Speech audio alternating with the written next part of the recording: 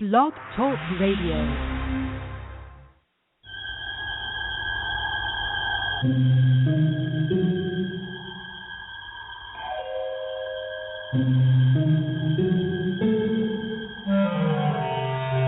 Archangels, ghosts, and Bigfoot, oh my. It's just another night for Supernatural Girlz. Real stories, real answers to life's biggest supernatural mysteries. And now for another exciting interview with paranormal experts from this world and others. Here are your supernatural hosts, Patricia Baker and Becky Andreasen. Supernatural Girlz.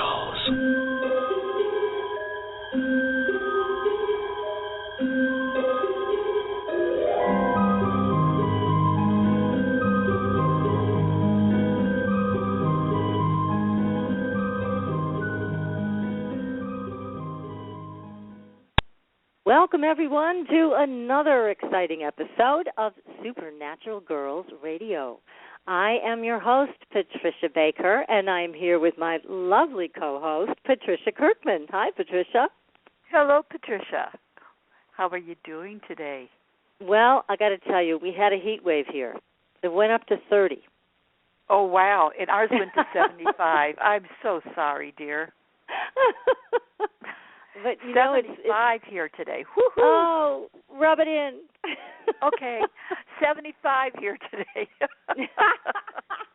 You're an evil woman. Yes, I am. I can be that for sure. I love that about you. That's why I'm with this show. That's right. I love it about you. Are you kidding? It's great. Well, I'm telling you what, it's such a strange thing how your body gets adjusted to these freezing sub-zero temperatures. So when it actually goes up to 30, it doesn't even go above freezing, and you feel like it's really warm outside. How weird is that? Well, I have to laugh because I just turned on the heat in my office because since the sun went down, I'm cold as heck. Oh, my goodness. All day. Come on out here for a month. Your blood will thicken. I would be an icicle. Oh, gosh, I know it. It's something else. But we have got an exciting show tonight. We're going to be talking about miracles and visitations and spiritual encounters and people coming back from the dead. I mean, it's going to be quite a show. Definitely. Most definitely. Yes. How lucky we are to be able to have such a wonderful young lady with us tonight. Oh, Keidi Keating. My goodness, this is her second book, and it is called Experiences from the Light. So everybody listening tonight, get ready, pull up a chair or, take a seat somewhere comfortably, and you're going to hear all kinds of inspirational stories. So it's going to open the door for miracles in your own life tonight. But first, we got to talk about the scalar energy we've been participating in. That is amazing stuff. Oh, it has been fabulous. I just cannot believe what a difference it makes in just 2 weeks in my case. Oh, my goodness.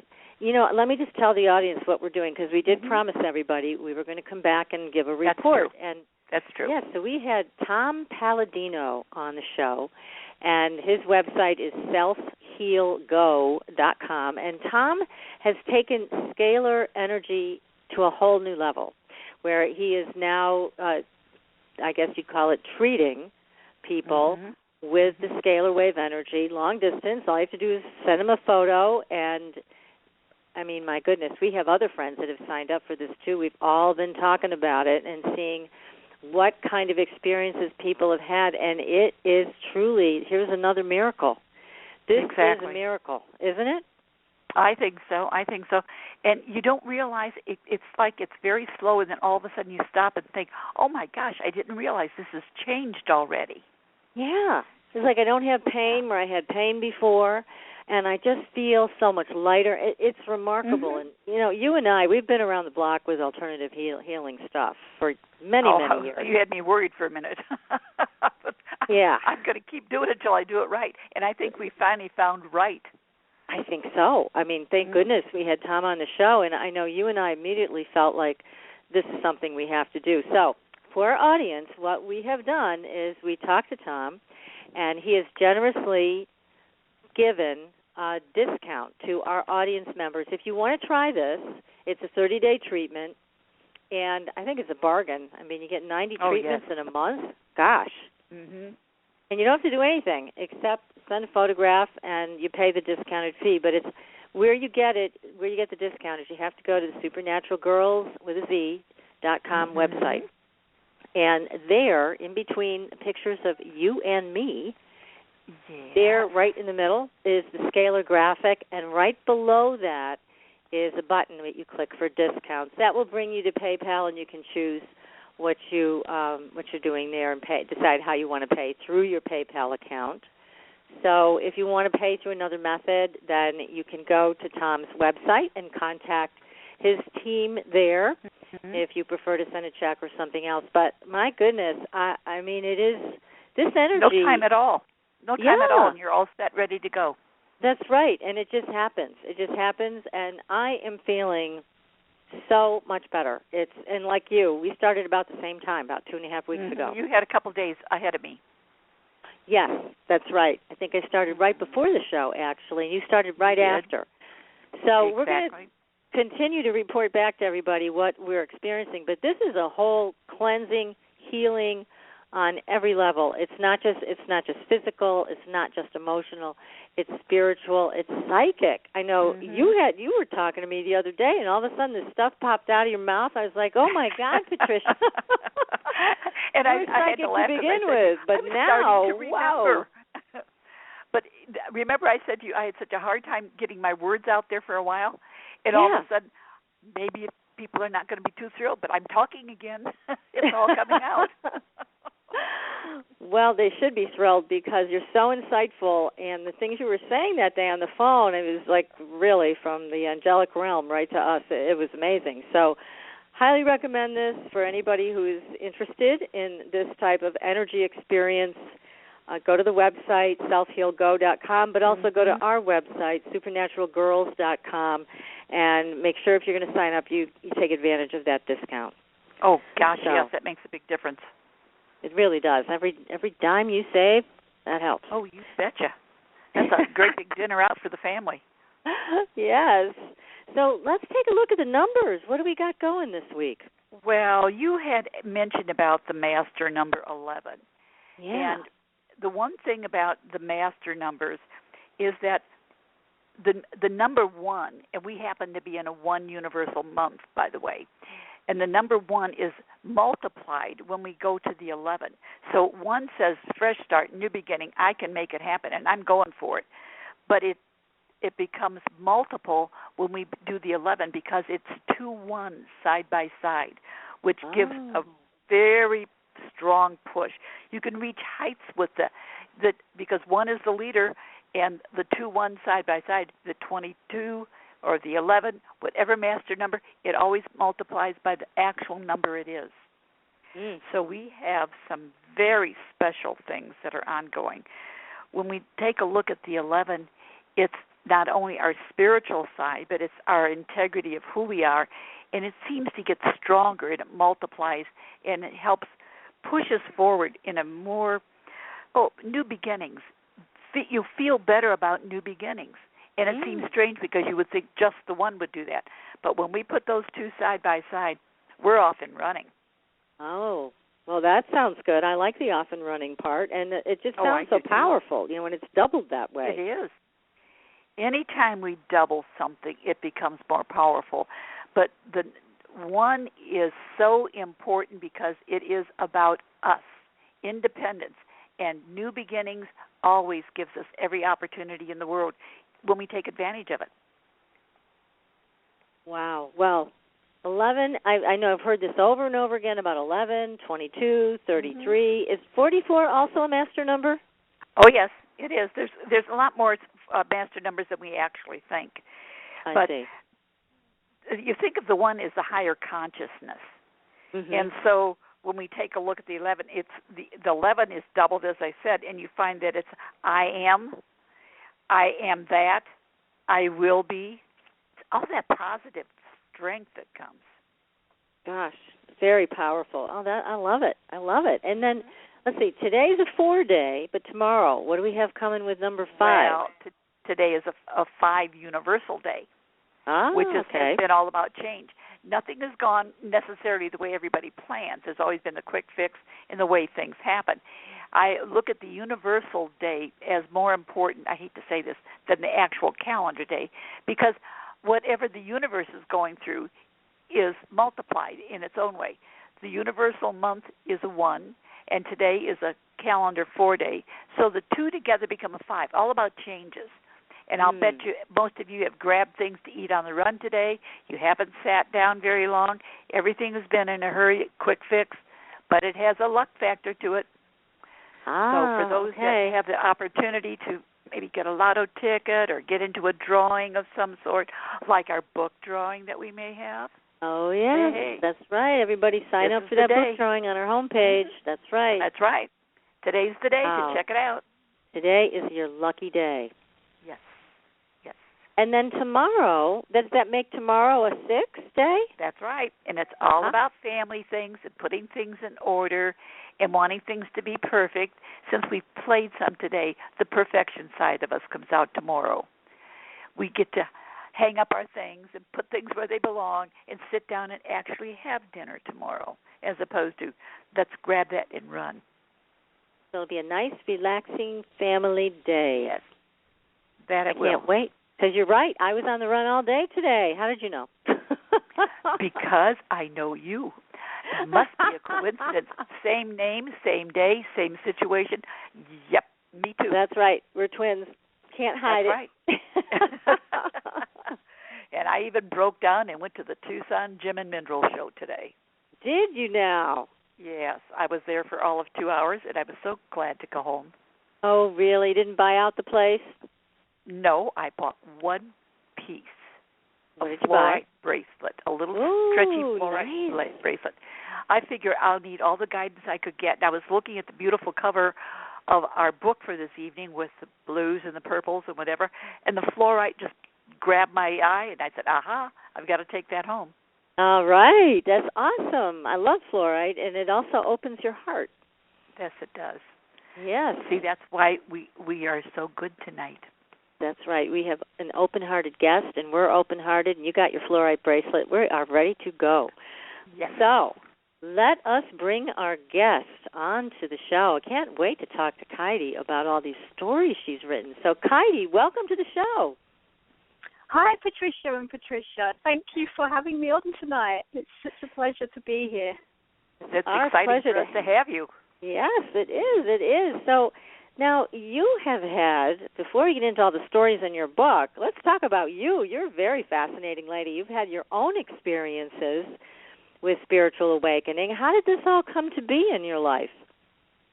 Oh, okay. Well, it all began when I was living in Spain about a few years ago. And I was feeling quite depressed at the time. In fact, I was feeling very depressed. Sometimes I was even a bit suicidal, to be honest, because it was really quite bad because I really just wanted to know what I was here for on this earth. And, I mean, I know like most people have that feeling at some point in their life when they think, what is my true purpose here on this planet? But for some reason, with me, it seemed to be such a massive thing. And it was as if I knew that I was here for something, like really we all are, but it was just, I just felt like I was such a long way from knowing what that was. And so I was feeling very frustrated with that and just really, really down, and I would often just cry for hours on end and, really quite a mess, to be honest. And I would even avoid going out and socializing with other people. I guess that's really what depression is. You become very insular and, you just don't want to live anymore in that sense. So this went on for about 9 months, and it was actually getting progressively worse as that 9 months went on. And then at one moment, I remember I was just like lying on my sofa. I was crying like usual. And I had this sudden awareness that I couldn't really feel any lower than I currently did. Like I'd reached the bottom. And in that moment, something kind of shifted in me. And I actually looked God, and I just asked for a sign of some kind. I asked God and my angels, my spirit guides, please give me a sign. Please tell me what I'm here for. I need to know my purpose. And it was a complete moment of surrender. That's the only way I can really describe it. Like, I was completely present in that moment, and I really did believe that I was asking a question to which I would be given an answer. And it was only 24 hours later that I received an answer. And it wasn't an answer like, okay, this is what your purpose is in life. It didn't happen quite like that. Basically, I was out and about, which was very unusual at that time because I didn't go out much. But for some reason that day I had the strength to go out. And I picked up a magazine, which I don't usually pick up. And in that magazine there was an advert for a festival called the Mind, Body, Spirit Festival. Most places have them in the world, and so this was the one in Spain. And when I went there, so I mean, I knew when I saw that advert, I just knew that I had to go to that event. There was just something, I just couldn't not go. My boyfriend at the time said he'd come with me, even though he had like no interest in anything of that kind of subject at all. So luckily I wasn't forced to go alone, because I'm not sure I would have done that. But he came with me, and at that event I met a man who was a cellular healer. I don't know if you're aware of cellular healing and what that is. Have you come across that before? Say that again. What kind of healing? Cellular healing. It's like cellular healing. No, that's a new one. What is that? Oh, okay. I just heard you talking earlier about how you'd had lots of different healing. I think we've tried everything between Patricia and I, and maybe something similar to this, but I've never heard cellular healing by a person before. So tell us all about it. Oh, okay. Well, I mean, the person really just facilitates it, because it's the actual person being healed who's really doing all the work. But it's essentially releasing stagnant energy that's trapped in the body's cells. And it's there from not only this lifetime, but past lifetimes as well. And basically, when that's released, it opens us up to so much more to come into our life. And the trapped energy really stops us from experiencing certain things, and it's a blockage basically for things to come into our life. So this was totally transformational for me. I mean, I went along to the session, not straight away, I needed a few months to mull it over, but I did end up going, and that really marks the beginning of this major spiritual awakening. The very first session I had, my body was convulsing for 2 hours, and it was actually convulsing like the whole time. And it was just releasing so much trapped energy. And after that session, I remember going to my boyfriend's house, actually, because he lived closer. And I had to rest because I was absolutely exhausted, even though it was only midday at that time. And so I had to go to sleep for a while. And as I woke up, I heard a name being whispered in my ear. Well, it was my name. I heard my name kind of whispered loudly in my ear, but there was nobody else in the room. So I kind of looked around and thought, oh, that's weird. What's that? I now know that it was probably my spirit guide or angel trying to get my attention. But at that time I didn't have a clue what it was. And I thought, oh, maybe I'm just like, imagining things or whatever. But then that was just the first experience that happened. And just more and more amazing experiences started to occur. I don't know if you want me to go into what some of those were now, but yes, tell us, because and I'll tell you why this is helpful, because obviously our tagline here on Supernatural Girlz is where paranormal is normal. And when people have these experiences, they usually have them by themselves, and they wonder if they are the only ones. So hearing from people like you who have been through this is so helpful. So yes, please tell us more. Okay, I'll tell you a few more of the experiences then. And, at the time, I didn't really, I would say I half-heartedly believed in this kind of thing. But basically I went from half-heartedly believing to knowing in the space of about a day. Because as soon as I'd had that first session, it was very strange. It was like I'd been turned up, if you just imagine like a volume control or something. My energy had been turned up to such a degree that all these things started to happen. So one of the things was that I started to have out-of-body experiences. And as I was growing up as a child, I remember waking up in the middle of the night quite often with a loud ringing noise in my head and being physically paralyzed, not being able to move my body, and just this immense vibrations pulsating throughout my whole body. And I would be very fearful. I didn't know what it was. I had no idea, and I actually thought I was dying every time it happened. And I remember having to use every single ounce of my energy to just make it go away. It was like I just willed it away, but with so much of my energy it took to do that. Now, I didn't realize at the time that that was the beginnings of an out-of-body experience, but when this had happened, these experiences started to happen much more frequently, and I actually did leave my body. I left my physical body on the bed, and I went into different realms and started traveling around, onto different planes of existence. And, there's been so many, I don't really know which one to tell you about, but I'll just choose one that happened where I actually ended up like in a sort of a white room almost, but it was a corridor that kind of led to two rooms where the doors were closed. And there was a mirror in this corridor. And when I looked in the mirror, I appeared exactly the same as I do in real life. I actually did have a body, and I was physical, but I just wasn't as physical as I am here. So it was like maybe the next body out or something, because I think they say we have 7 light bodies that kind of nest inside of each other. Mm-hmm. So I think it was the next one out from the physical one. But, it was exactly the same, even down to like the mole I have on my body, So you saw yourself in great detail then? You saw everything? Oh, yeah. Yeah, I saw everything in the mirror. I was actually completely naked in the mirror, which was a bit strange because I was in bed at the time. Like, I'd left my physical body back on the bed, but I was wearing pajamas, so I don't know where they went. You left your pajamas behind. Yeah, I left my pajamas. It was quite funny, really. But, yeah, they were gone. So I felt kind of vulnerable, and, I had to decide which of the 2 doors to go into. And I was kind of quite fearful about going in any of them, in a way. But then I decided on a door, and I opened that up. And then inside there was like an office-like environment. And there was a woman sitting behind a desk. And there was a couple of men kind of behind her. And so I was feeling really nervous because I thought, well, I'm naked. And, I don't want those men to see me naked. But they actually didn't even notice me. It was really funny because they were just kind of getting on with what they were doing. And I don't even think they realized that I was there. They didn't look up. But the woman behind the desk, she was young. She was in her 30s. And she basically said to me, can I help you? Just like I was anyone else coming into the office. And she didn't even, look shocked that I was naked or anything like that.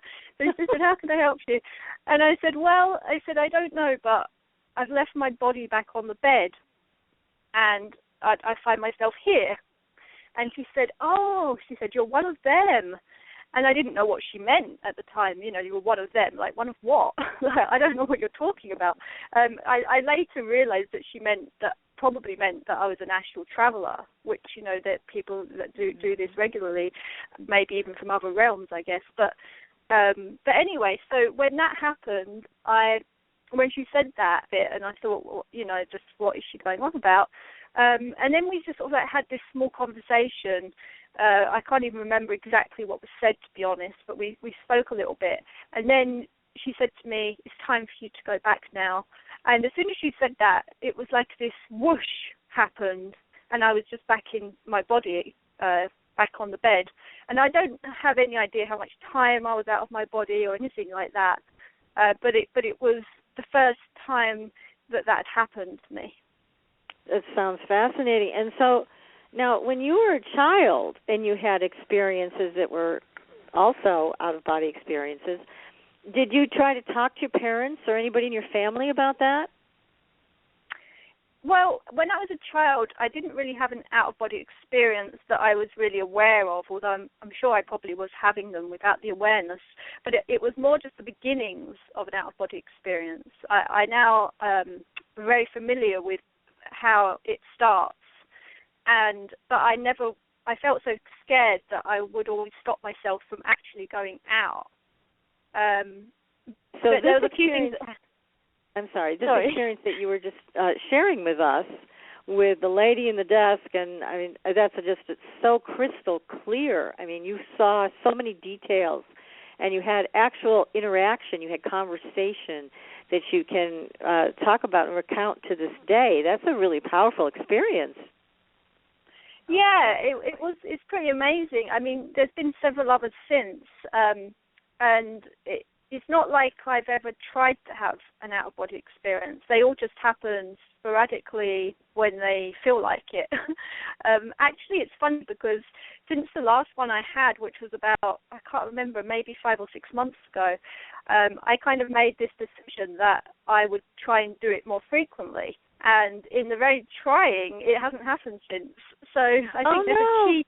Yeah, I think there's a key in that somehow. I think just the fact that I was maybe just allowing it to happen rather than trying to force it to happen. I'm sure it will happen again at some point. It's just that I really wanted it to happen from then on, because I felt more comfortable with it then, like I wasn't so scared anymore. Up until that point, even with the experiences I'd had, I still felt slight trepidation or slight fear about going out of my body, like maybe not being able to get back in or, something like that, which I'm sure wouldn't really happen. But I mean, also I'd read a book called Journeys Out of the Body by Robert Monroe, which you may well have heard of. I knew Robert. I actually worked for Robert. Oh, you do? Oh, yep. Okay.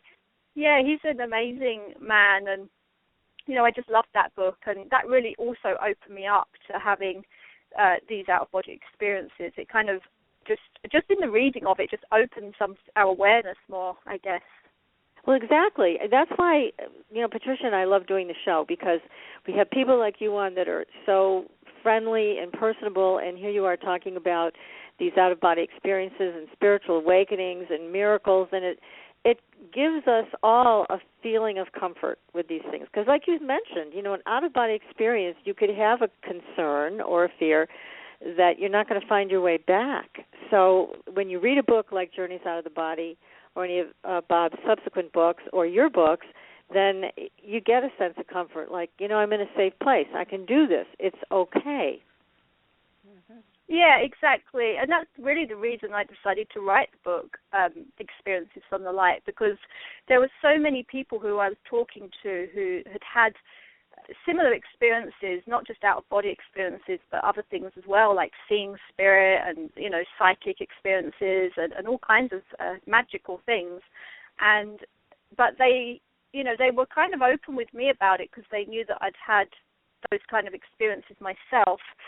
But when I first spoke to most of the people, they weren't really sharing it with many people through fear of being ridiculed or, fear of the people thinking they're crazy or something like that, usually family members, because I think it's a lot of the times it can be family who don't really understand maybe that kind of thing. But there's a definite, you're talking about a very important topic here, because people do get afraid of mentioning it and being judged, no matter what the judgment. Yeah, that's the key word, the judgment. That's the word that I think most people, they hear it and they shiver because, especially in past lives as well, we've often been judged, when it comes to these kind of experiences, like, witches being burned on the stake, for example. And these kind of experiences, and I guess that's what the cellular healing is all about, how those experiences, if they maybe did happen to us in past lives or something similar, they do stay with us in our current lifetimes in some way. So it's no wonder that there's so many people on the planet right now that would have a fear about sharing these stories. Well, thanks to you, and I know you go around the country and the world, and you do talks about this, and your book, Experiences in the Light, or From the Light, it's a wonderful way to, again, help people feel like they're not alone. They can have these experiences, and there's a wide range of experiences in your book, and even in your life. You talk about having a dark night of the soul when you just hit bottom. It's like, why am I here? I'm crying all the time. I'm depressed. And then all of a sudden, when you say you totally surrendered, everything started to shift and change, and you saw the light, so to speak. But it helps people, I think, to hear your story and know that you survived. Exactly. I got through it. You did.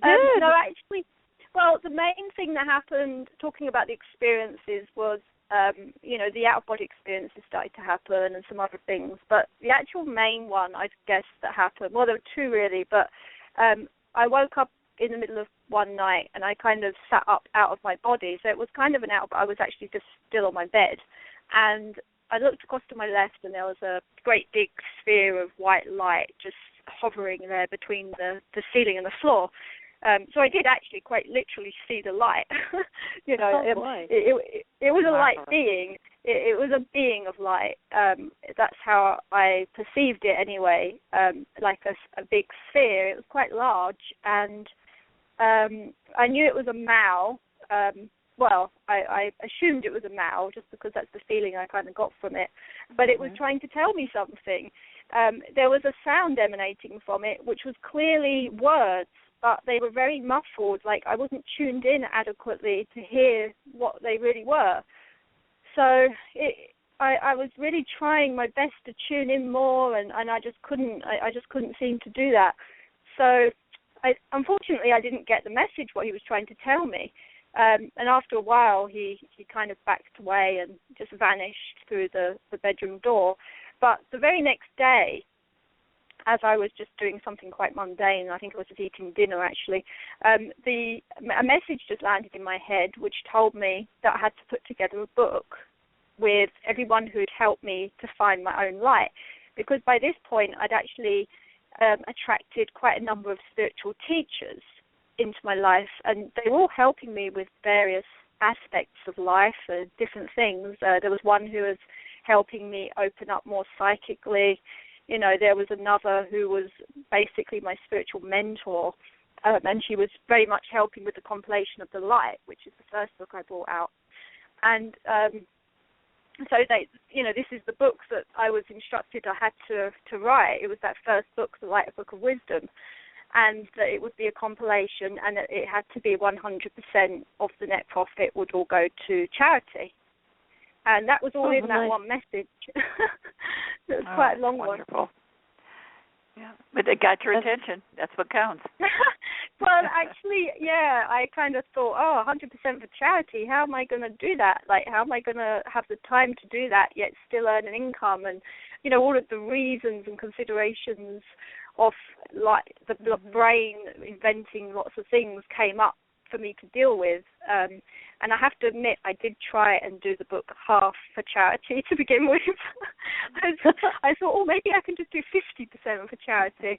But it was very clear that it wasn't going to happen like that, because that wasn't the way that I'd been told I had to do it. So as soon as I realized that and changed it back to 100% for charity, it actually started happening again. Isn't that interesting? So when you didn't follow the orders there, they kind of took you off track and said, kind of shook their finger at you. It was like you don't argue with them anymore. No, exactly. Now I just think, okay, I'll do what they say, and I won't think about it too much. But it's funny how that happened. I mean, throughout putting together that first book, there were so many signs and synchronicities that happened that would just show me, this is definitely the path that you're on. This is what you're here to do. This is a massive part of your life purpose. And, I'd get those signs all the time, yet I still had days where I would doubt what I was doing and wonder, am I really doing the right thing here? Is this really what I'm here for? I think a lot of us do. We, even with all the signs and the synchronicities and everything else, we still find a way to doubt what we're really being told. So a big lesson for me throughout all of this has just been to trust a lot more in the information that's given to us. That is a big lesson for all of us, I think, especially today with so many chaotic things going on in the world. So trust is an issue internally and externally.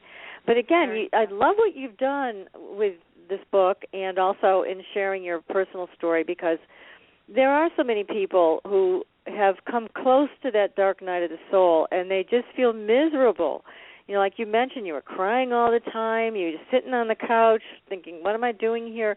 There's so many people in that place, and to know that you were able to come through it and turn it around to have this wonderful, open-hearted life that's full of spiritual adventures. This is a beacon of hope for so many people. Yeah, I mean, I didn't realize at the time that that's really what it would be, but it's definitely turned into that. And, you know, I know people that are feeling that way right now. I know what that's like, and I think unless somebody's been through that themselves, it's very difficult for them to look at that person and understand why they're not going out and why they're feeling the way they are. And it's very hard when you're in that situation to just snap out of it, you know, even though people around you often try and coax you out of it in some way and like, come on, let's go out. And if you're feeling that way, you can't just go out, really. I mean, you can, but it's a very difficult place to be. It's kind of like being stuck in treacle or something like that. And so I know how frustrating it is when people don't understand what you're going through. Well, there's a real heaviness about that energy, I think. The depression you talk about, the grief and sadness that you felt so stuck in. And, again, it's so important for people to hear from people like you, because I don't know anybody, and Patricia, you could probably say the same thing. I don't think we know anybody that hasn't been touched by tragedy in one way or another. I mean, nobody goes through life without something important to deal with that can be devastating, that carves you out on the inside. It's just a part of life. It gives you opportunity to learn and grow that would never happen any other way. That's right. Yeah, exactly. And actually now I feel blessed now about, you know, I feel very blessed to have had the dark night of the soul, which I think is very difficult for people to look at the time they're going through it, of course. But at the time you're going through it, it's god-awful, and it feels like you're in hell or being tortured or both. Yeah. So, but it's so nice to know there's light at the end of the tunnel, literally, and you found it, and now here you're helping other people to be inspired and to find it for themselves in their own lives. It's tremendous work that you're doing, Keidi. Good for you. Oh, I think it's fabulous. Thank you. Well, it's spirit, really. I mean, it's not really me that's doing it. Well, you're a very good vessel for spirit to work with. Yeah, well, the same with you, your great radio show. Oh, thanks. Well, we'd like to give people an opportunity to hear these stories and understand, and I mean, again, out of body, just to go back to that. And you mentioned Bob Monroe. He was one of the great pioneers in the field. And here he was in the entertainment field, in radio, very successful executive in New York City, and then moved down south and started having these very strange experiences that he thought nobody would be interested in. But he kept a journal. And one day, a friend of his stopped by and started to read this thing, and he said, Bob, you got to get this published. This is really good. And Bob was like, yeah, you know, sure, someday. And he didn't do anything about it, but a few months later, he got a check in the mail from a publisher. His friend had sent it in. Oh, and that's amazing. Yeah, that's how the book happened. So, but he didn't think anybody was, going to be all that interested in what he had to say. And here he became a leader in the field of consciousness and using HemiSync and all of these technologies with sound to help people have the same experience. So it's wonderful, because here you are, a pioneer, also gathering all of these wonderful people together who have had similar experiences. I mean, you talk about in the book, one of the stories, Keidi, that really caught my attention was a woman who ate the rat poison when she was a kid. Oh, yeah. Yeah, that one was funny because she thought they were candies, and obviously they weren't. And, the way she writes about it, she was just eating, stuff in her face with her sister or her friend, with these eating all these candies, and then, oh my God, and then not feeling really well from that. She wouldn't really. from a rat poison.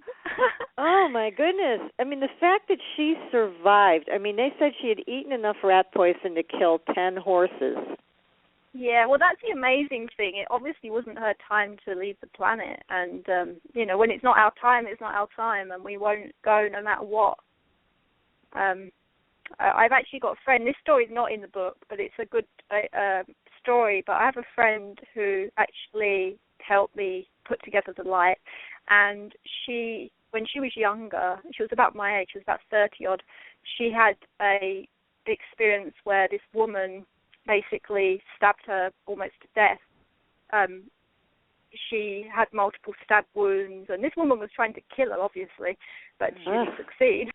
I think she ended up having about 26 stab wounds or something like that. Yeah, it was really severe. And as she survived it, miraculously against all odds. And when she was sort of recovering in the hospital, she read this local newspaper article, and the headline read, "Woman dies after falling on garden gnome." Because the garden gnome has like a pointed hat. I guess she fell wrong place. Yeah, but what it kind of illustrated to her, which I think is a really good example, is how, that same thing, if it's not your time to leave the planet, you're not going to leave, no matter how tragic the circumstances might be. That seems to be true, because then, you think about this little girl, I think you wrote about her, she was 4 years old when she ate this candy. Yeah. Yeah, and she ate so much of it. I mean, the candy, the rat poison. But, again, she came through with poison. Yeah, no brain damage and no, I mean, you'd think somebody like that who has that much poison in their body is going to come away with some disabilities, but she really didn't. And again, it's like what you're saying. Yeah, that's it. And she also did experience the light in that moment as well. When she left her body, and that part of the story is them well. So. From that experience, she also would have downloaded a lot of wisdom, because essentially that's what the light is. And I mean, most people who have had near-death experiences or any kind of experiences where they've found themselves in the light, they tend to come back to Earth a different person. Like, they suddenly know a lot more, like not knowledge, like facts and things like that, but they just... They have a lot more wisdom in their soul that they then able to express and share with other people. So it's definitely the case with this lady, because I know her, and she's definitely does have a lot of wisdom. And also having transcended and having this other wisdom is not protection from further calamities, because you have people that you write about that have them even after one experience of transcendence or an experience of the light. But it's all part of life.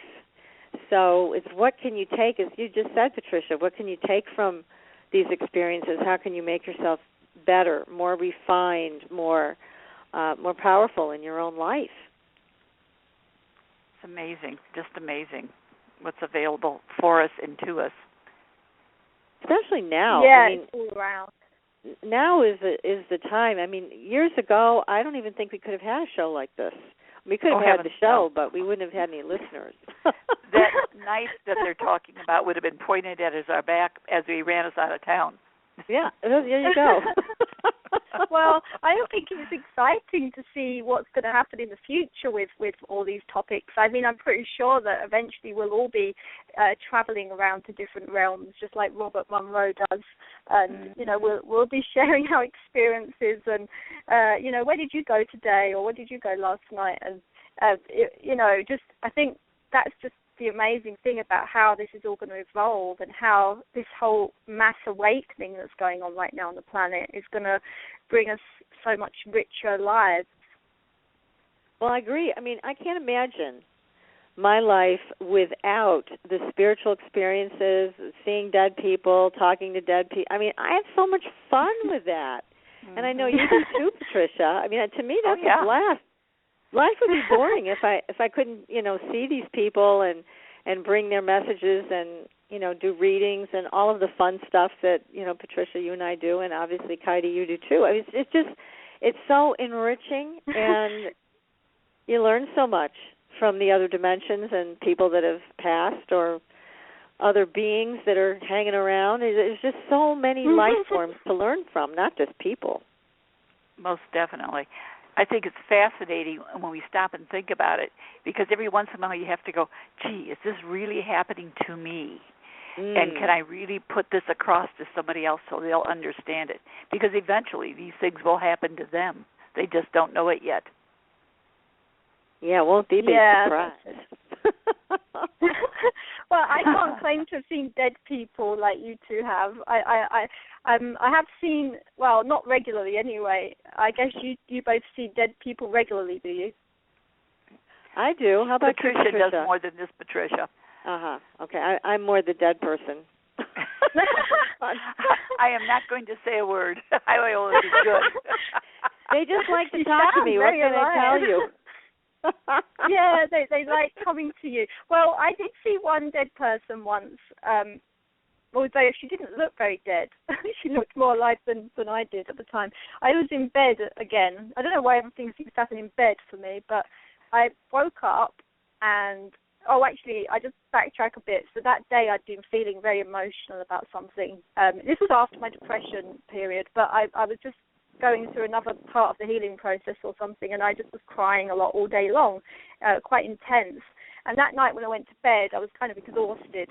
But I kind of woke up suddenly, and then hovering over my bed there was this woman, and she was translucent, so I instantly knew she was a ghost and that she wasn't a real person. And she was sitting on the edge of my bed, and she was like stroking my forehead like a mother would comfort her child. Oh, how nice.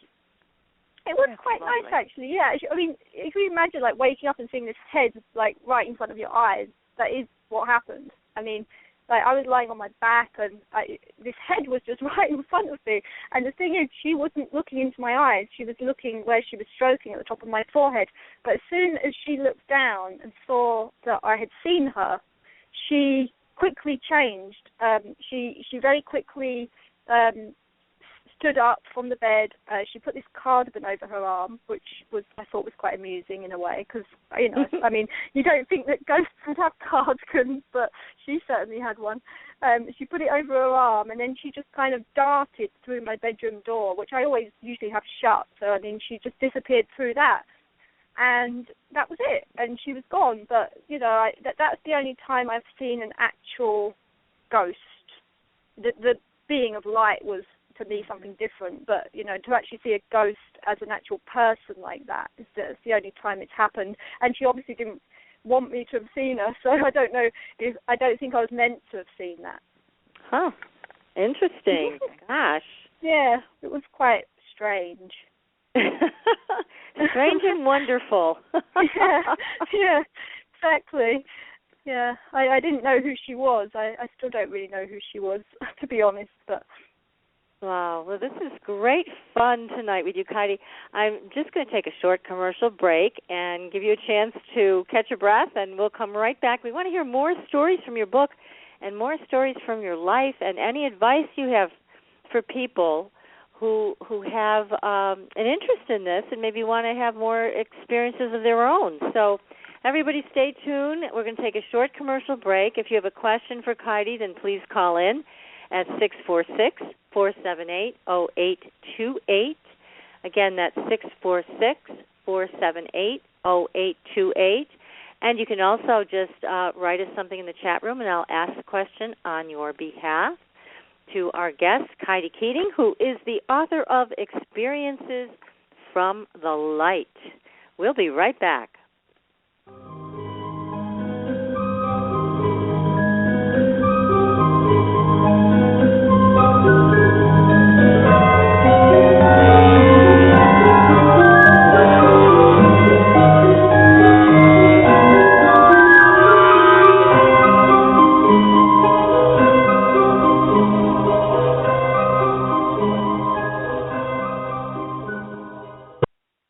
Your property tax bill. Have you seen it lately? It's frightening. Your property taxes are going up while your home value is going down. It's time to fight back and win. For the real truth about the property tax system, get attorney Pat Quintilian's book, Are You Getting Screwed on Your Property Taxes? How to Find Out and How to Fix It. Attorney Quintillion answers all your questions and gives you the facts you need to fight a property tax bill that is spiraling out of control. You'll also read about what happens to property owners who don't check their property records, only to find out too late they're taxed on square footage, fixtures, and even buildings that they don't own. Is this happening to you?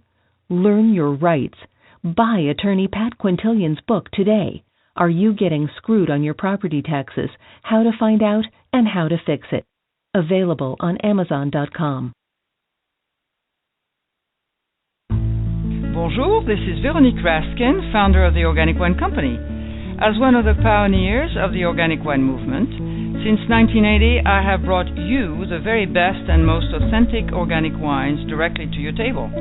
I work with small family estates who grow certified organic grapes and produce exceptional wines. You can purchase our wines individually from our website at theorganicwinecompany.com or join one of our wine clubs. Our organic wines are perfect for you and for your family as gifts for friends and relatives, and they are simply spectacular for the holidays. Visit us at theorganicwinecompany.com to enjoy the very best organic wines conveniently delivered to your door. I am Veronique Raskin, passionate about my mission. I offer to you vegan, organic, and biodynamic wines, wines made by people of the heart, wines with a heart. Au revoir. Call us at 1-888-ECO-WINE.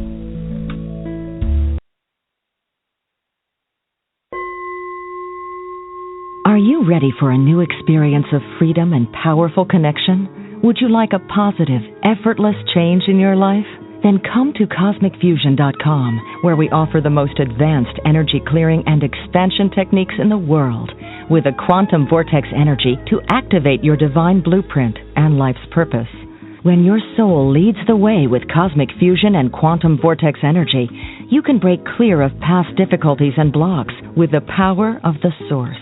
With Cosmic Fusion, the source energy does the work for you. It's easy and effortless. Listen to our free meditation right from our Cosmic Fusion website, the Cosmic Code Meditation. Sign up for one of our interactive webinars today. Come to Cosmic Fusion, www.KOSMICfusion.com, to experience an effortless awakening and transformation. Are you ready for an upgrade? Are you ready for a new experience of living in the fifth dimensional magic and powerful connection? Then visit CosmicFusion.com today. CosmicFusion.com.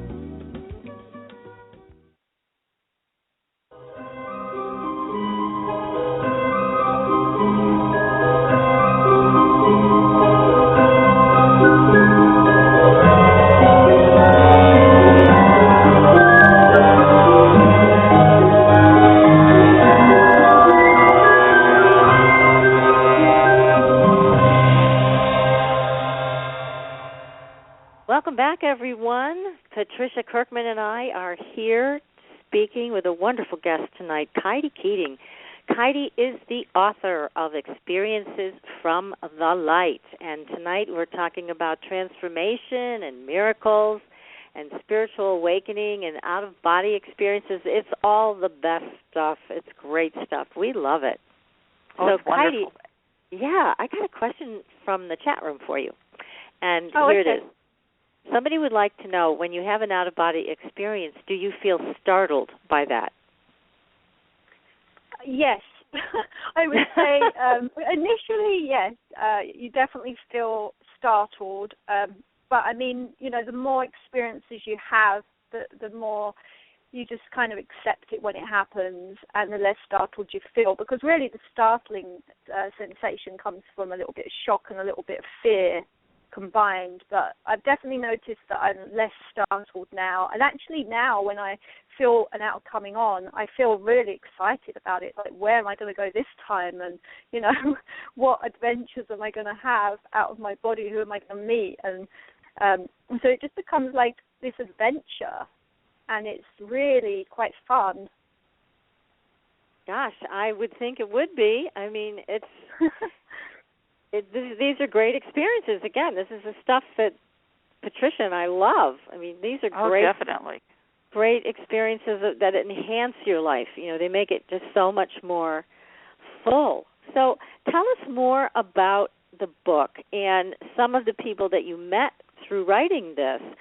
I'm sure they all really touched your heart, but is there any of them that really stand out to you that you could tell us about? Yeah, there's 50 different stories in the book, or I think there's even more than that, actually. So what I'm going to do, I could tell you something amazing about each and every one of the people in the book. So I think I'm just going to get the book, and I'm just going to randomly open it, and then I can talk about who's on that page. Oh, that's cool. Because then, Great. Yeah, because then that way, Spirit is talking to us. All right. Idea. Okay, well, that's interesting. I've actually opened it up on the page where my husband's story is, which is very weird.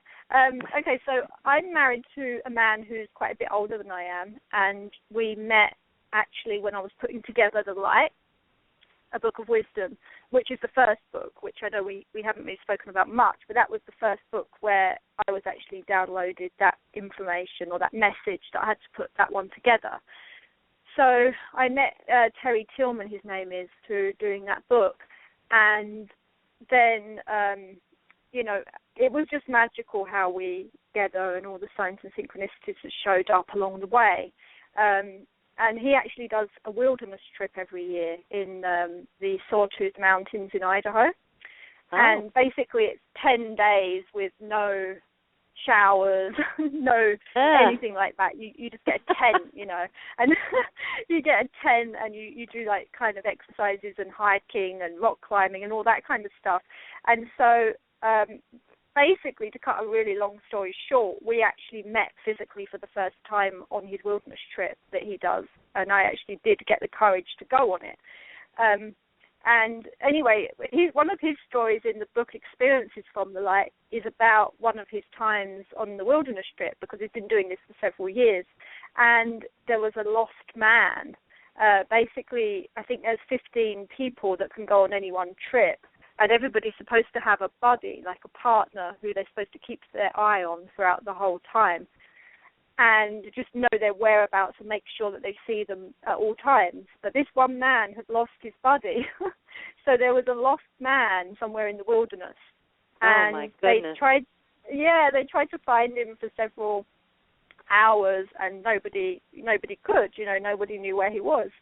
And so in the end, I think, Terry and this one other lady were looking for him, and that was all, and the rest of the people went off to do some activity. And it was kind of beginning to get dark, and they were beginning to get very worried about this man. And so Terry actually just kind of went inside, because he's also a very, I guess you could say, spiritual aware person. He's done a lot of this kind of work in his lifetime.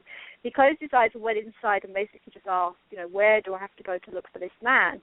And apparently there was this chipmunk chattering in a tree, and he kind of was just chattering like a chipmunk does, but in that he heard where to go, and he heard to go right or whatever.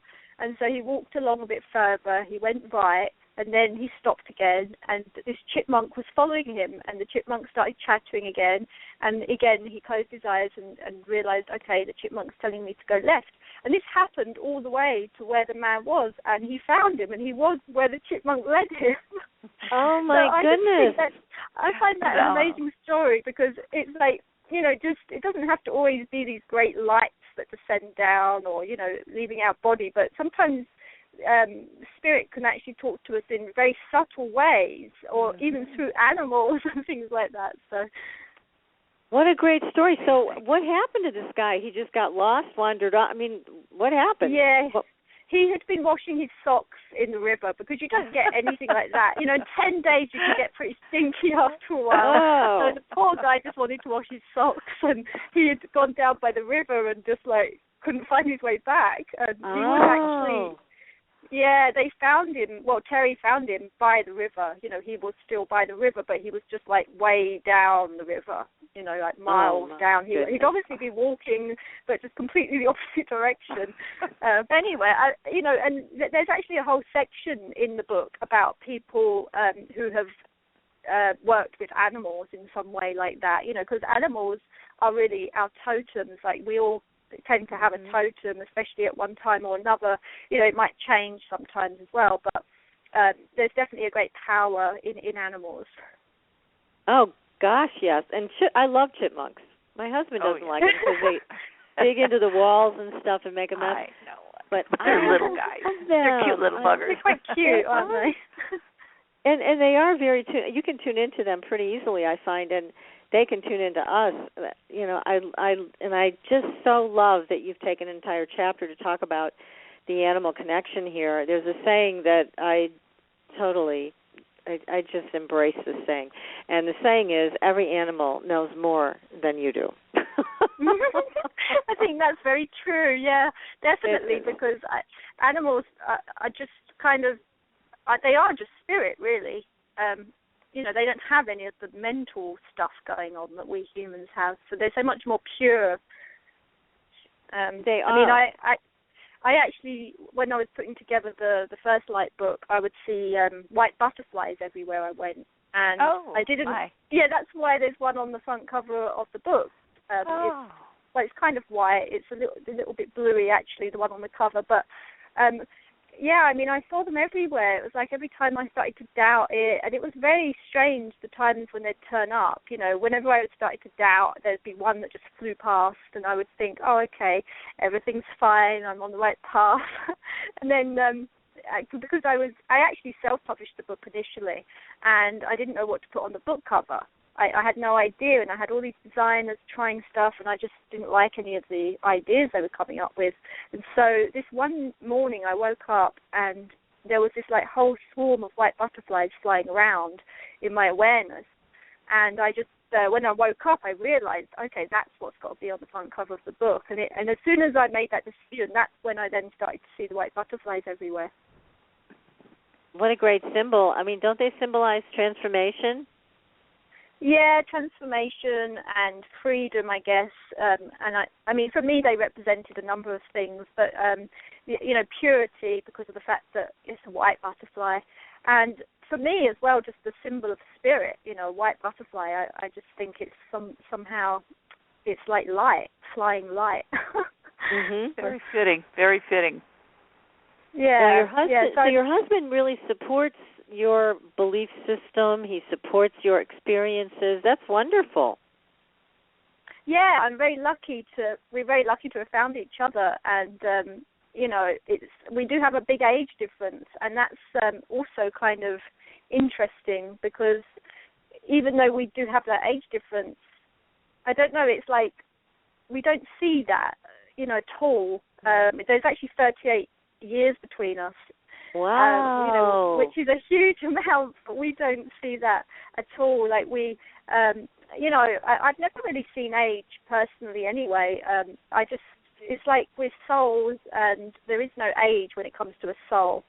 So actually our age difference and all the experiences we've had is actually going to turn into another book someday, like a love book. But yeah, I mean, it's quite fascinating, really. How we met and everything, and we have knowledge of definitely having past lives together without a doubt. Gosh, it just sounds like you guys are meant to be, period. Doesn't matter, like you said, what your age is, doesn't matter. None of that matters. It's just you're meant to be. Do you feel like he's your soulmate? Age is a state of mind. Oh, yeah. Yes, definitely. I feel like we're soulmates, and it's like with... well, actually, another one of the out-of-body experiences that happened was just as when I made the decision about going on his wilderness trip, which was a massive decision for me to make, because I'd never even been camping for one night at a camping facility, let alone in the wilderness. Oh my goodness! I hadn't done that, and I feared insects. And I feared, just going to the bathroom behind a tree or something. I had all these fears. Like, I feared not having a shower for 10 days and how I'd look, and not wearing any, I don't wear much makeup anyway, but not wearing any makeup for 10 days. And, so many things that were going through my mind about why I shouldn't go on this trip. But I couldn't ignore the feeling in my heart that was just there all the time that I had to go. anyway, a few things happened which then led me to finally make the decision to go. But when I'd done that, Terry had known what a big decision it was for me to go, and we hadn't met by this point, not physically. We'd spoken on the phone and things like that, but we hadn't met physically. So what happened is one night, again, I had hands actually reached down and pulled me out of my body. These two hands reached down and pulled me out, and then whoever it was who had pulled me out kind of was on my back, and we were flying through walls and everything, and we ended up at this lake. It was like a big lake. It was a very sunny day. There were lots of people around, and whoever it was put me on a boat and left me on the lake for a while. I was like bobbing up and down for a bit, and then a little bit later he came back and he put me back. He put me back wherever the position I was, somehow at the front, he was at the back, and then flew me back through all the walls and everything again, and just then sort of lowered me back into my body. And so that was strange because when I went on the wilderness trip about 2 weeks later, I didn't know where we were going or anything because I'd never been before. I'd never even been to Idaho. So we were in this coach, like going around all these country, like lanes and everything, and we turned off and started to go down this sort of alley, and then veered around the corner, and there was the lake, but it was the lake that I'd been taken to when I was taken out of body. Oh, my goodness. Bizarre.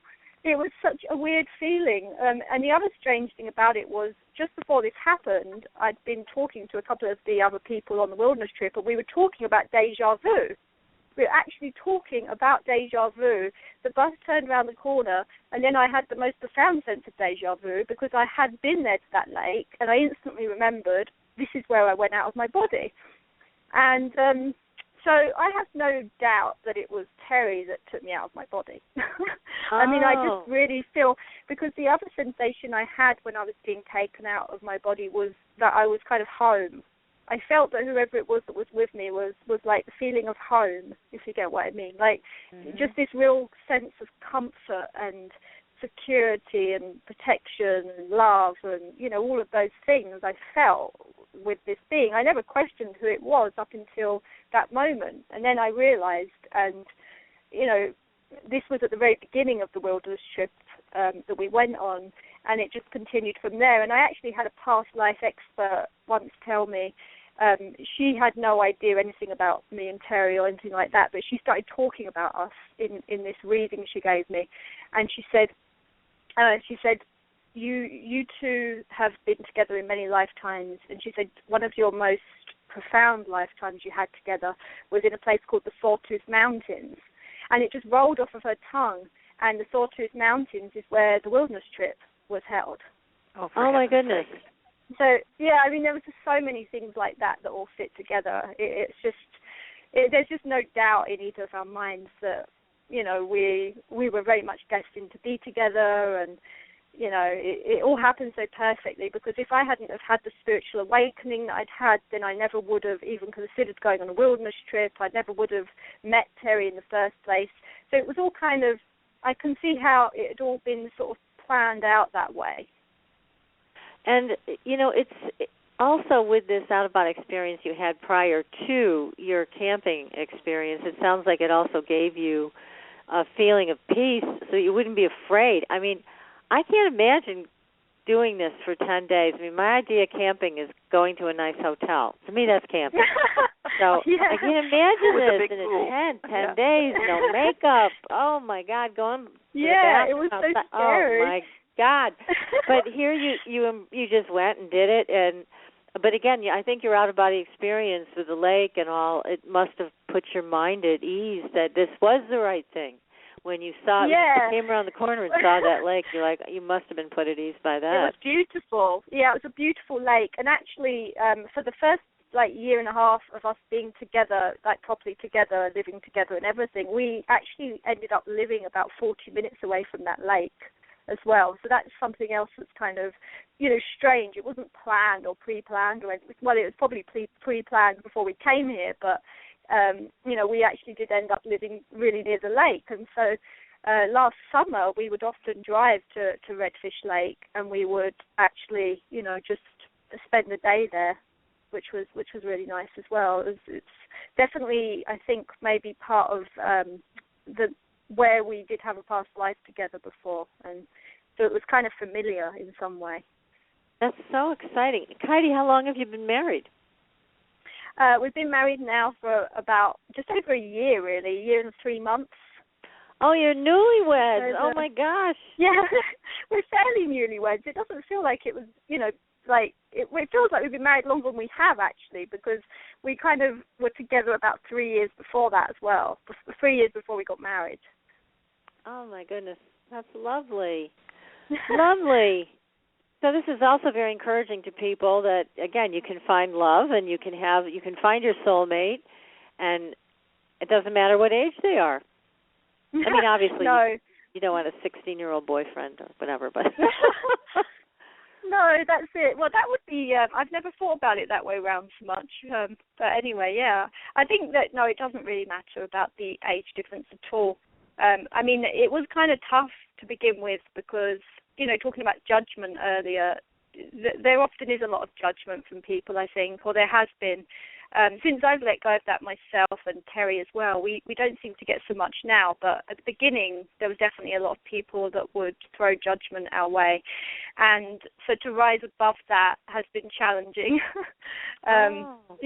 but it's definitely taught both of us a lot about all of that, and just not really caring what anyone thinks anymore, I mean, like I've had family members kind of be a little bit bothered about it and stuff like that.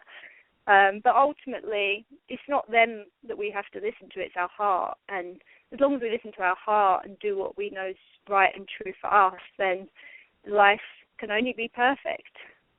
Well, that's words of wisdom for sure. And what I find, too, and I think we all do understand this on the show, that when you have these other worldly experiences, you tend to be a lot more tolerant and a lot more accepting of other things. And you also don't care what anybody else thinks because you've had these journeys in other dimensions or in your dream world or whatever is going on. And you've heard, as you have, from all these remarkable people and from every walk of life that have had these spiritual awakenings. So it does allow you to say, hey, I don't care what that person thinks. If they're going to judge me, that's their problem. I know what my heart is saying, and that's why I'm going to follow it. That's what counts. That's exactly what counts.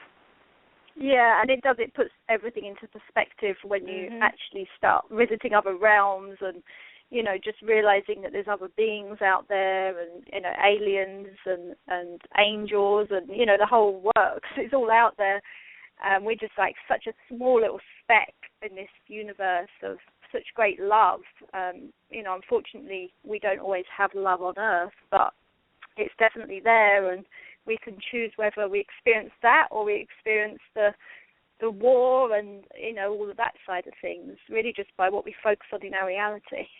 Yes, exactly. Now, as you look back over your life and you see that period of time you talked about, the 9 months of depression and crying on the sofa, do you have now a greater understanding of how that came to be? I mean, did you make links between that and things that happened in your childhood or with your family or just in life? Not really, actually, no. I mean, no, I haven't really linked that up with anything from my childhood. Not at this stage. Maybe that's still part of the journey to come. I mean, I've definitely become more aware of things that happened in my childhood which have turned me into who I am, and the upbringing I had. And I was very insular, I suppose you could say. I had 3 older brothers and sisters, and however, I felt very lonely. A lot of the time, because I was the youngest in the family, I didn't feel very included a lot of the time, and so I would often take myself away somewhere in the house where no one else was, and I would write. I've always been able to express myself through the written word, partly because my communication was stifled on other levels. As the youngest, I never really got to say much because the others were so, what's the word, like just very confident and very attention-seeking, I suppose you could say. Yeah, I pick so up on like a boisterous bunch there. Yeah, that's it. And so I would feel kind of not less than, but I would feel like I didn't really matter, or that my opinion didn't matter. And, you know, I was, I guess, the baby in the family, so I was viewed that way throughout that whole part of my life. And so, yeah, I mean, that definitely is something that now, again, I feel was a huge blessing because it enabled my writing to come out. And, you know, I absolutely love to write. It's the thing that I do where I enter that meditative trance where you just have no idea how much time is passing. And you kind of just get that zen out state.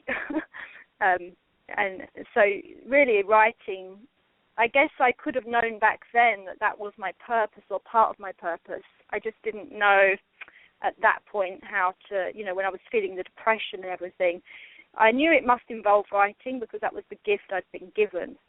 But I didn't know how I had to use that writing or in what form or what kind of book I should write or anything like that. I was pretty clueless until this whole thing happened. And, you know, now I'm writing spiritual books, which I'm sure is only the beginning, but it's definitely a big step on my life purpose. Oh, gosh, yes. Definitely big is. Part of it. So tell us another story.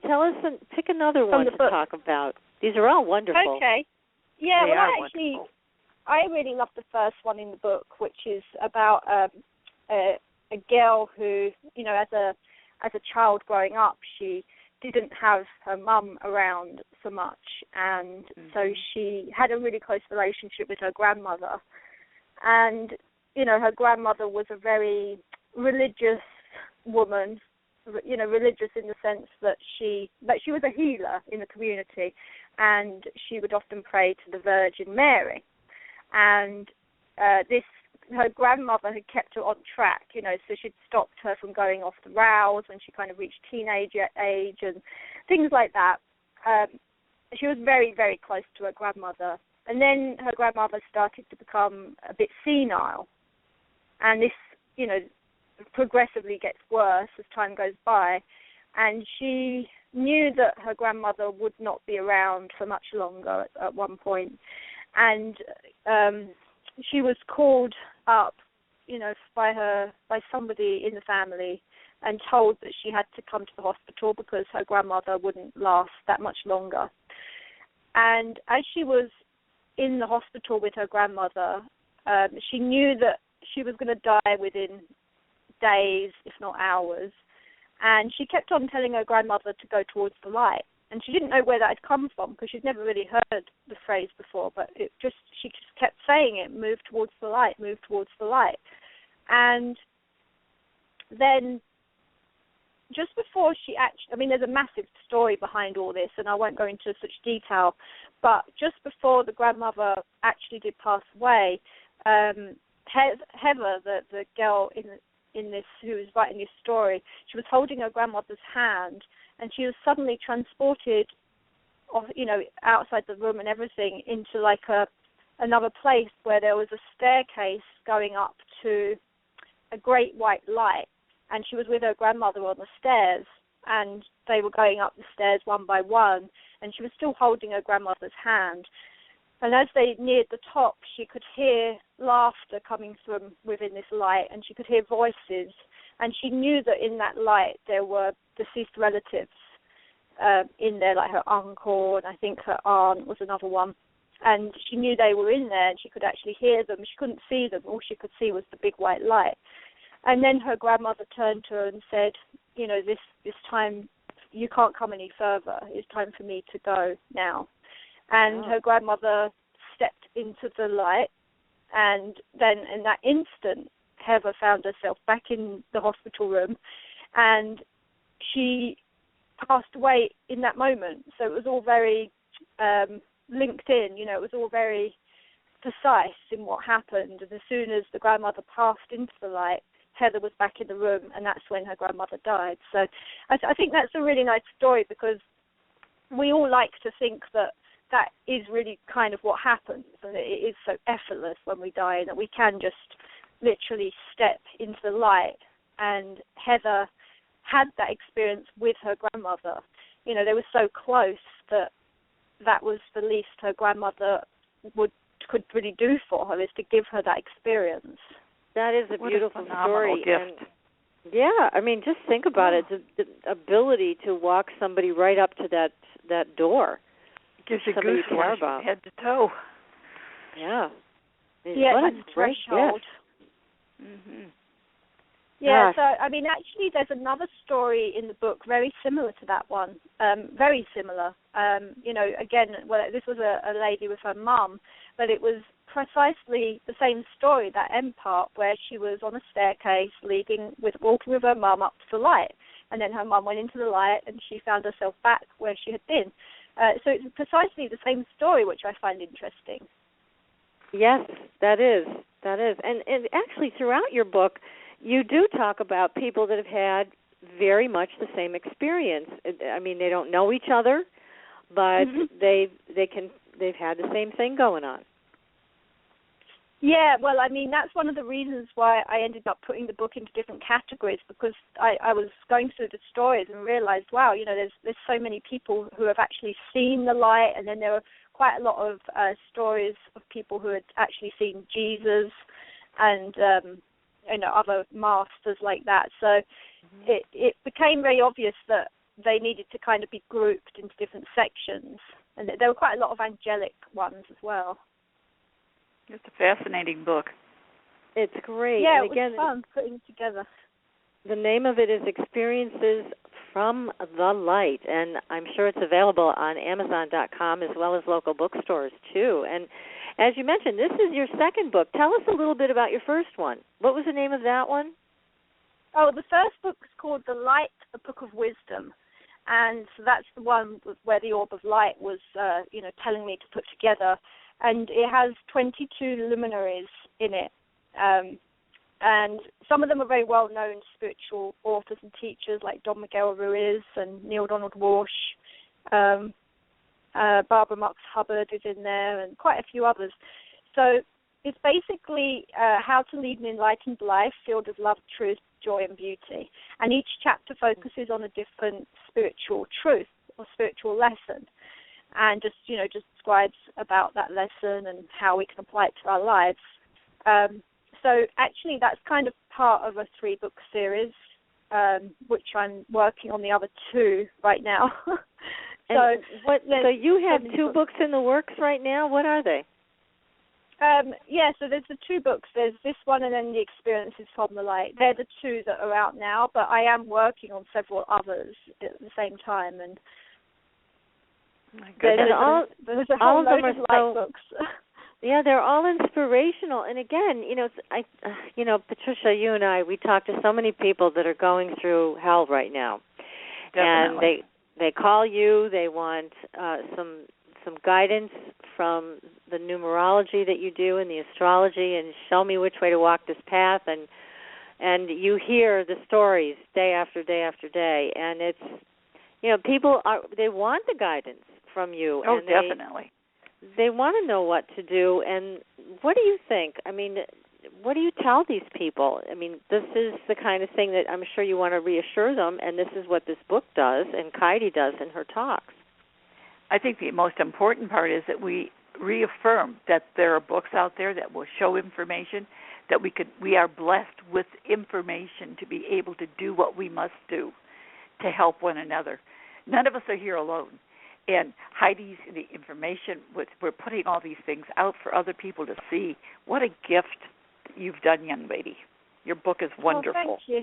Yeah, I love, I was listening earlier to you on numerology, and I found that very interesting. And I was wondering if you wouldn't mind telling me what does the numbers 333 mean if you see them on a frequent basis? Because that's the number that I would see throughout putting together The Light and also even the other book, and I continue to see 333 everywhere. And I'm sure that there's a lot of listeners that also see 333 a lot. I'm just wondering if that has any significant meaning. Yes, it does. 3 is about communication and creativity of all forms. But the 333 together is a 9. And 9 is what we do and give to humanity. And that's what we do for caring for others. That's the Mother Teresa number and things like that. So what you're doing is you're creating a gift to give to others so that they can go forward. You keep seeing that 3. That is about your creative side. But when it becomes a 9, it's about a gift to the world. Oh, okay. That makes sense then. Oh, that's nice. Now I know. I've been wondering what that means for some time. Well, I'm glad Patricia to be knows able to help. what she's talking about with these numbers. Yeah. That is for sure. Yeah, that's amazing. And so, Patricia, we were talking earlier about the master numbers and how they double and they become very powerful. And so what about the 333? Is that like a master number kind of in space? No, it's a number within itself. But anytime we find numbers grouping together, I always like to look at what each individual number means and then what it means as it's grouped together. But 3 is about creation, creativity, communications of all forms, and everything that she's spoken about in the book really comes from that very source. That's the nice part about it. You can create something that's a special gift for someone else to communicate to another. And creation is also birth. So her books are a birth to something new for the rest of us to see. Oh, okay, that makes sense. Yeah, I had a dream about something like that where I actually had given birth to triplets. Oh, and well, you are.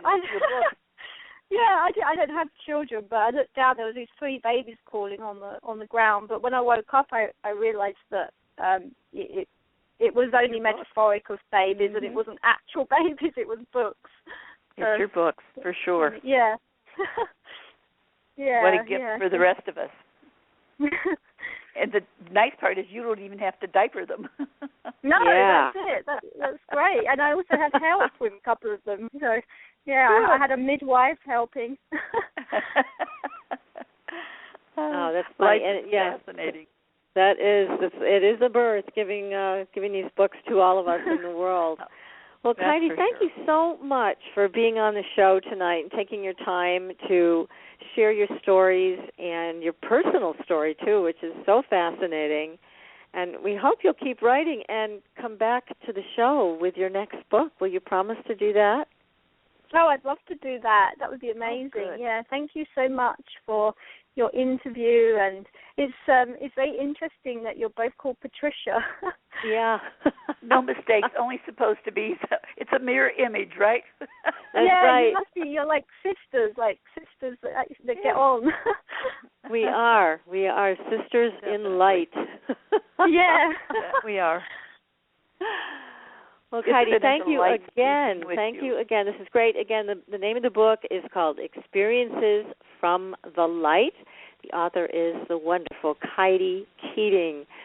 So, everybody, we've got some new shows coming up that are going to be equally as exciting.